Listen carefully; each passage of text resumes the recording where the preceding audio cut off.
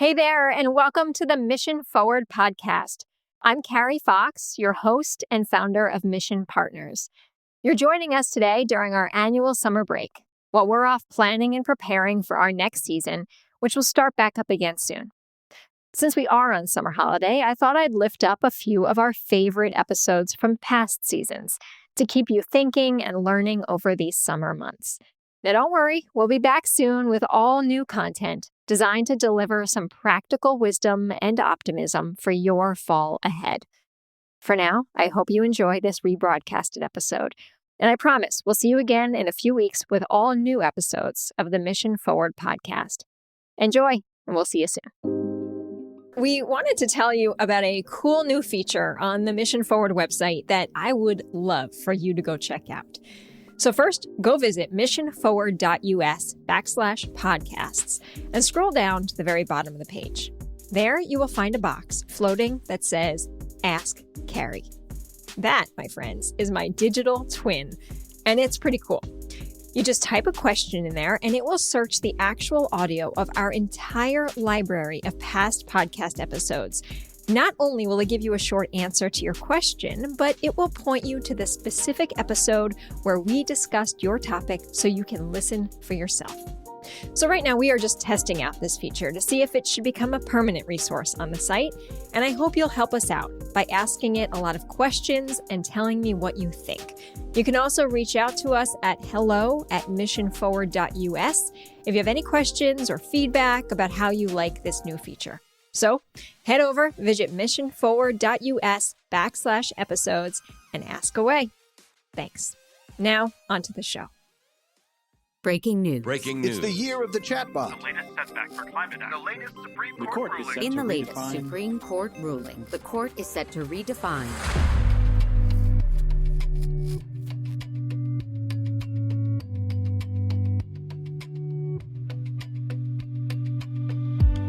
Hi there, and welcome to the Mission Forward podcast. I'm Carrie Fox, your host and CEO of Mission Partners, a social impact communications firm and certified B Corporation. Thanks for tuning in to today's episode. Today, I've got a new voice to the Mission Forward podcast, but an old and wonderful friend of mine joining us for a great conversation. Dana Snyder is a digital strategist for nonprofits and the CEO and founder of Positive Equation.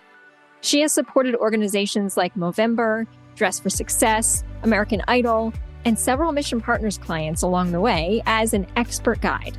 She helps organizations activate the latest digital innovation tools and strategies, and she's got some good stuff in store for us today.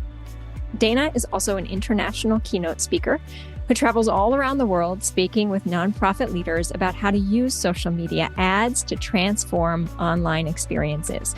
She trains people how to retain donors with their monthly giving programs. I know that's a question you always raise with us here at Mission Forward.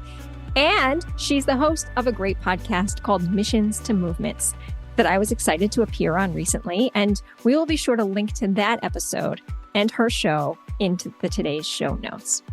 Dana, I'm thrilled to have you. Thanks for making time for this conversation. Of course, it's always fun to get to chat with you and connect with you. So I am very pleased to be here with you to make the time. Awesome. So I mentioned at the top, you are an old friend, and I have seen you grow your firm from its very early stages to this incredibly impactful global agency that's supporting nonprofits in so many ways. I want to hear how you got here, right? What drove you to start Positive Equation, and what continues to drive your work? Some guts and luck. And heart and smarts too, right? That's right. That's right. No, I think it really all started when I was in college. I got the bug for philanthropy through participating in dance marathons. If any of your listeners are familiar, I was a die-hard dance marathon supporter. I started as a participant at UCF, Go Knights, when we were raising, gosh, Carrie, it was like $20,000 at the time. And as a participant, I was like, this is crazy. We are at the time, and I think we still might be, one of the largest universities in the country, if not the largest, with 50, 60,000 plus undergrad students. And so I was like, if every student gave $1, that would be $50,000, right? And so I just was like, I want to help make this happen. And by the time I left we were netting out, I think it was close to like $90,000. I actually have like our $51,000 plate on the wall here when we Wow. surpassed 50K, and it's all student run. And then now, like in more recent years, the students at UCF are raising over $1 million That's every incredible. single year for the local children's hospitals in Orlando. That's So, incredible. right, that was the bug. And I was always on the external team side. So that was sponsorships and partnerships and marketing. So from 18, I was out in the community making financial deals with businesses on how you can support the organization. And fast forward, I think what's made me successful in being an entrepreneur is I saw my dad become an entrepreneur when I was in middle school and take that risk. And I remember so vividly, like my mom was going back to school to be a teacher, and he was like, I'm going to give it 3 years. If I'm not successful after 3 years, like I'll go back. And he's been doing that business for over like 24 years now or something like that. And so I saw him take that risk. And so I think I never had a fear of risk and like curiosity. And so I did go work for a nonprofit. I worked in the corporate space. I just wanted to learn as much as possible. I lived in New York City. I lived in LA. Now I'm in Atlanta. I'm kind of like a fish. I go wherever and I get comfortable and meet all the amazing people. And then in 2017, 7 years ago, I was like, you know what? I think I want to do my own thing. And I've learned some good nuggets and got some really cool experience from working with some really big for-profit companies and got to meet the teams at Meta and Twitter, back then Twitter, right? And Instagram and LinkedIn, and then take those skills and experience and transfer them back into the nonprofit space that I work in now. So I don't know. I mean, I feel like probably similar to you, like ebbs and flows. I was very much an agency when I first started because that's what I knew. And then now I am more of a one to many. I have my podcast that you mentioned, Missions to Movements. I do an ads challenge twice a year where I work with nonprofits and actually those that serve nonprofits on building their email list because that's really important and doing that through ads. So acquiring people. And then my monthly giving mastermind and summit that's coming up in September and a book, all the things You're around incredible. monthly giving. So there's just, yeah, it's taking risks everywhere, I think is like risks and leaps and connecting with really great people like yourself. There are so many things I love about you, Dana, but what I like feel jumping out of this scream and out of your microphone is that you are not just this incredible, curious learner, right? Who just loves to dig in and learn things.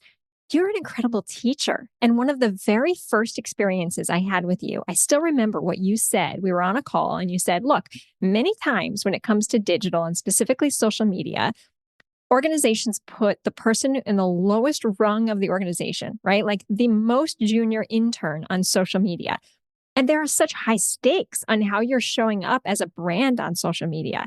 And so you really started very early on helping organizations make the case that there should be a strategic investment made in how organizations use social.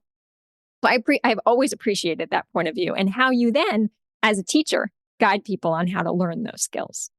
Yeah, I try and be really tactical. I think that's the number one thing that people always say is there's one thing to be inspirational and there is definitely a time and a place for that. And I try and be that in teaching too, but I also try and always make sure that there's learnings of things that you can immediately do and implement into your organization. Yeah. All right. Well, that's where we're going to go today because we've got finite time and I want to pick your brain on some things. So, coming into this conversation, I went back and looked at all of the questions we get and the two questions we get most often on social I want to dig into with you. So, the first one is I hear this all the time from our nonprofit clients, but also folks who listen to the podcast and want to get our take on this question that oftentimes nonprofits reach out and they say, look, we want to be on every channel, right? We want to connect with the widest net of donors possible. We can't afford to leave anyone behind. But that is rarely a winning strategy, right? To distribute what are often finite resources to begin with across as many channels as we can. And so what we often guide them to do is think first through your values and think through your audience and determine where your audience is and what they need from you, right? Have those clear goals to social engagement. But the reality is like, today, there's a lot of things that are pushing and pulling on how and when people show up on social. So I'd love to pick your brain on this. How do you answer that when folks say, where do I be? Where do I put my time on social? Such a good question. And I get the same one. And I agree that is very common. It's just like, let's just blast everything everywhere. And I want to say two things. I'm a very data driven person. And so the place that I always recommend people to go are to Google Analytics, which is now GA4, and or you can utilize this great free tool. They're both free, called Microsoft Clarity. And Microsoft Clarity integrates with your Google Analytics, but it gives you some fun features too, like heat maps. You can see where people are clicking around on your site to do edits. So I always say, look at your data first. And what you'll find on either of those tools is a section around social and traffic. How are people getting to your website? And oftentimes we're always looking at the quantity of people. So let's just say, for instance, our top acquisition of traffic from social is, I'm going to make this up, but Facebook. But if you slide over, if you look over on the right-hand side, it's going to tell you what's the time spent on that site from that channel. So if Facebook is having a bounce rate of 80% and people are spending 30 seconds, however, if you go down the funnel a little bit and you see, for example, LinkedIn is sending maybe less people to you right now, but the bounce rate's 50% and they're spending 3 minutes on your site and they're going to multiple pages, then LinkedIn is a solid place that you should be investing some time because those are quality visitors. And most of the time, our goal, which you're saying the intention, is to get people to our site to sign up for an email, to donate, to sign up for an event, whatever the action is, right? So data is going to inform you about where to spend your time. And I really recommend 1 to 2 channels. That's it. Focus on where you can shine and create quality content there. I really only focus on LinkedIn, Instagram, and sometimes I have some video content that goes on YouTube. And what I've done for the channels, you may be saying, wait, but we've been posting here all the time. What I've done, and please copy this, I have a Twitter account, or X, right? But it has a post that is a tweet, that is pinned to the top that says, I'm not here. But you can find me here, and I have links. Instagram's not your place. Don't be there. Own the channel. Like get that SEO with the name, but put a post that says, we're not here. But click the link in bio where you can find us. So you got it, you own it, but you're not there and don't feel the pressure to be there. Amazing. That is such a great recommendation. Everyone listening, please go do that. And I also imagine that with that data-driven strategy, you can be checking over time and saying, oh, LinkedIn's been working for us really well, but what is going on with this spike over here now? Maybe we should change that, right? So how often are you looking at that strategy? I would say monthly, quarterly, taking a look overall at your analytics and your data. This is the same. Your Google Analytics in your website, especially if you have blog posts, is such a rich prime place for data. One quick example of this is during my last ads challenge in March, there was an organization that was trying to figure out what their freebie was going to be. So in the ads challenge, we have a lead magnet, which is a freebie that we create based upon like values aligned on the audience you're trying to get their email address of.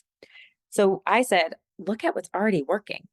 So we looked at some of their blogs and they realized like it was a heart organization. So some of their recipes were like top performing blog posts. And I was like, great, let's just repurpose that into a download and use that. And it skyrocketed. The goal of the ads challenge is 100 new emails in 7 days. And they got wow. 246, I think. Wow, amazing. Can you just tell me real quick, how do folks get involved in the ads challenge?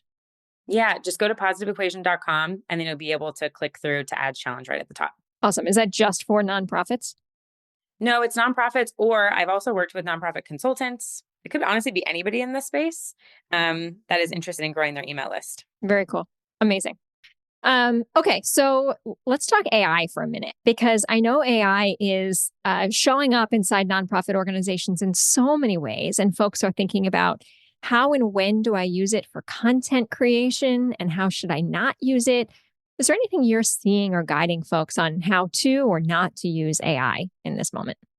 Oh man, I think I'm figuring it out as everybody else is. There's an amazing fundraising.ai summit that's led by my good friend Mallory Erickson in the fall. I think they've released the date as October 1st. So you can check that out online, and that is like the place to be for everything. My one recommendation is if you're starting from like square one, and you just want to like test things out with Chat GPT, what I hear people say is, oh, it just gives me like crap. It's not giving me good information back. But you have to talk to it like you're training an employee. So what I have learned is, and I learned this from another podcast I was listening to, so I'm totally stealing this tip, is you have to instruct it on who you want it to be. So for example, you have to tell it, you are a copywriter. You're an expert copywriter, specifically in the nonprofit industry. And you are focused on these three things. I want you to be able to create da da da da. And you basically give it its resume. And then the next prompt is write 3 different headlines for X, Y, and Z. But you just don't start with write 3 headlines. You have to give it a little bit of context. So, right. Train the tool. Yeah, training tool. You have to train it and just play around with it and test it. It's been really beneficial. I've used it even for a starting base for contracts. I've used it for a starting base for creating a job description for my brand partnerships manager that I hired in January. So you can use it for a lot of things that you might not think about. I'm actually going to use it to help structure the book that I'm working on. I'm going to feed it all of the interviews I've been doing and like give me highlights from each conversation.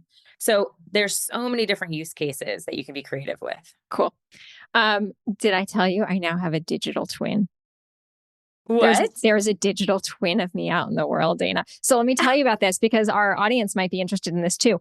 If you go over to our Mission Forward website, missionforward.us, and pop to our podcast page, you'll see a box that pops up that says Ask Carrie.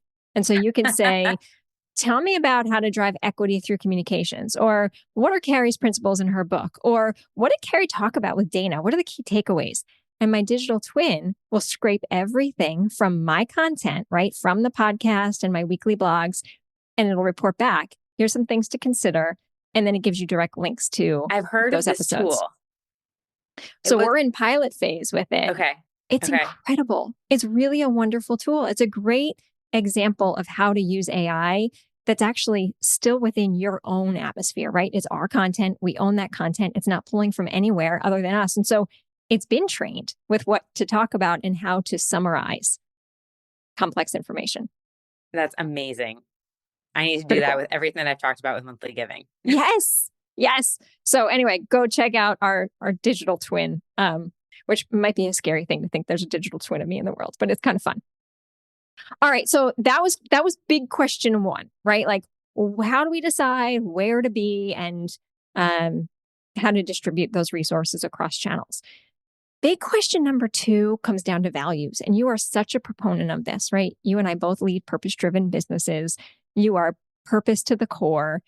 We know that there's a lot of questions people have on, should I be on Facebook? I don't know if I align with the values of Meta, but my audience is there, right? Those are tough questions.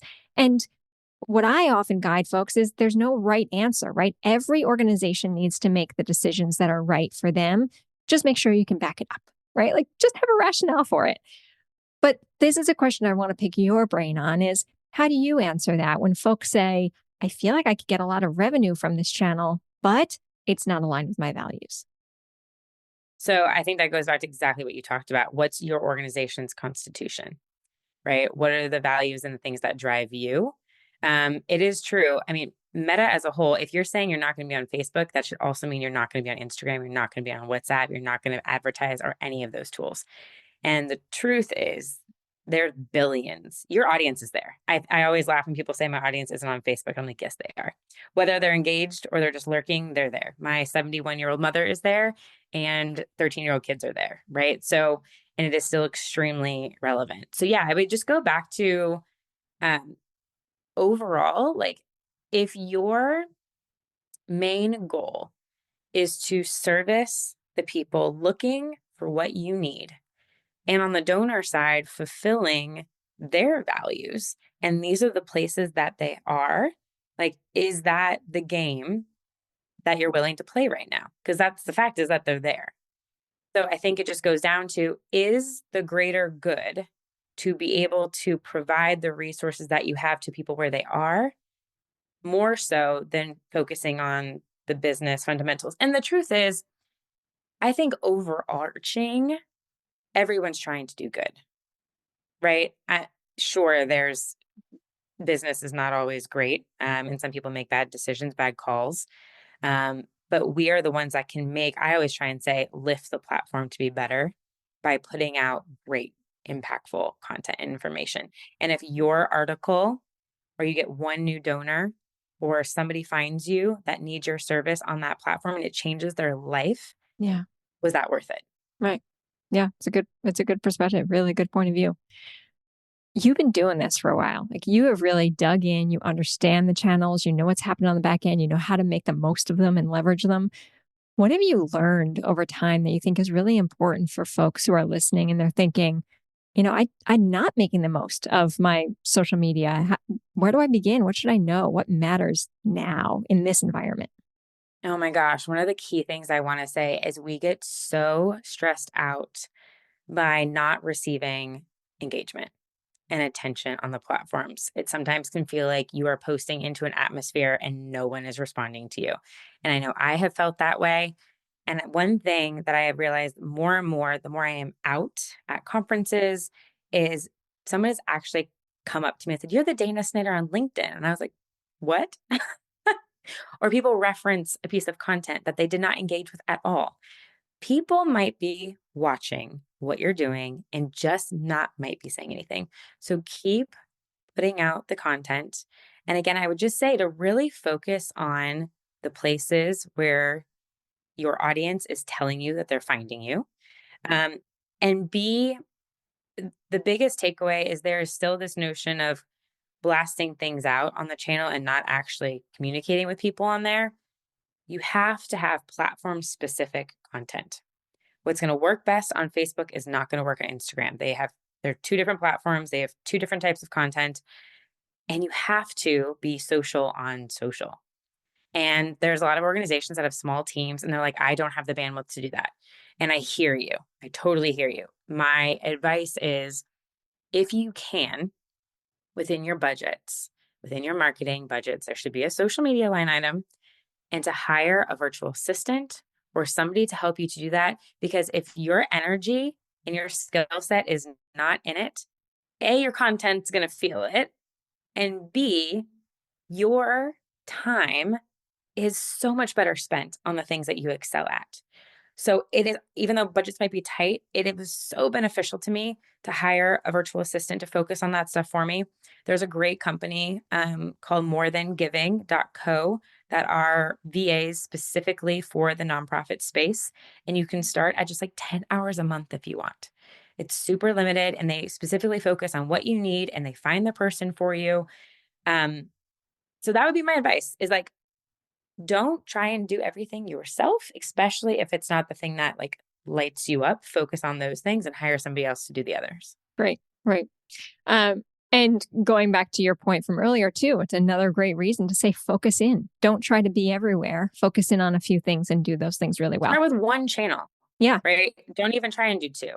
Just start with one. And then have like a good content strategy there that's actually focused on what the platform is meant to do and is focused on. So Instagram, right? Carousels, Reels content. When I see organizations posting like the old school posters with like tiny small print as a social post and wondering why there's no engagement, that's why. One, like nobody can read it and you're just posting. And this is actually really interesting. I just saw an organization post a LinkedIn post asking people to listen to a podcast episode with no link. Mm. So I'm like, how are they going to know where to go? Yes. Right. And it's like, sometimes we don't like that next step. Like, think about what's the action that you want somebody to take from this specific piece of content. Yeah. Make it easy. Make it easy for folks. All right. We got time for one last question. You talked at the top about how data informs your decisions, right? I love that. You're using data to listen to that audience. You have any recommendations for teams who are wanting to get closer to their audiences in other ways, whether that's surveying or picking up the phone and talking to some of their most engaged audiences, things that you see that tend to work? So specifically from a social standpoint? Yes. Okay. So this is where the power of direct messages comes into play. Listener, if you have never gone through either your LinkedIn followers, Instagram followers, and sent direct messages to those people. And what I love the most on both of those channels is there's an audio option. And people will be blown away if they receive an audio message from somebody at your organization. And it can be as simple as why did you start to follow us? What excites you about our mission? And wait for them to respond. What I see more often in DMs is just a push to donate. There's no further relationship building. And DMs, if we remember, send push notifications to our phone. So they are way higher seen and engaged with than emails. So you have, and I don't care if it's 500 followers. That's amazing. Think about 500 people in a ballroom. You would fill up the space, right? So don't think, oh, this is so little. That's actually an amazing time to be even more one-to-one with people and get to know them and invite them to specific things. So get into those DMs. Slide right in and say hello to everybody and ask them a question to get a response back that then you can add to your CRM or whatever tool you have. Amazing. Dana, as always, you promise what you say at the top. The practical nature of how you think through these really tough, complicated questions for folks is so welcome. And as we're wrapping up today, a few things I'm taking home and will reinforce is data drives decisions. Don't underestimate the power of that data and use some of the tools that Dana mentioned today. Build deeper relationships with your audience, with those who are engaging with you. Go beyond the pushing of the content. Think about how you can engage them in more meaningful ways and learn from them too. And less is more. Don't try to be everywhere, or certainly don't try to be everything to everyone, right? Know who you are, know what you stand for. We talk about that a lot here. And then live that through your social presence. So Dana, what an awesome conversation. And I'll give you the last word. Anything that's giving you hope or optimism or excitement that you want to leave us with today? Yeah, I actually had a really fabulous conversation on my podcast with Joe Quinqua. We worked together at DKC, the agency in New York City, years ago. And he came on my show. He's now doing his own. He's a chief communications consultant. And he mentioned just how different the earned media landscape is. And I was asking him about how different viral moments are these days. And he said, and this is for anyone who feels like their story is not being heard. His friend came to him and said, wow, did you see all the press around this viral thing that happened? And he goes, no. He looks, oh, there was a lot of press around that. It was everywhere. However, it was not in his everywhere. And so there's and sometimes viral moments these days last for 10 minutes, right? But that big viral moment was meant for his friend and the audience and what he is focused on in his interests, not the interests of Joe. And so he was really talking to me about who is your viral moment for, right? Your audience, going back to that key point. Who are you trying to reach? What media does it make sense to reach out to? What channels should you be on? Not worrying about the everybody, but like his friend was like so all about this major moment, had absolutely no interest, like no radar for Joe. So think about like whose radar do you want to be on and what partnerships and connections do you need to make that happen? Amazing. Such a great place to end. Dana, as always, such a pleasure to connect with you and to learn from you, as I always do. And thanks so much for all the awesome work that you are doing. Thanks, Carrie. You too. And that brings us to the end of another episode of Mission Forward. If you like what you heard today, I hope you'll stop right now and give this show a 5-star rating wherever you are listening to this podcast. Maybe even forward it to a friend who you think would enjoy today's conversation. And of course, check out the show notes for all of the links referenced in today's show.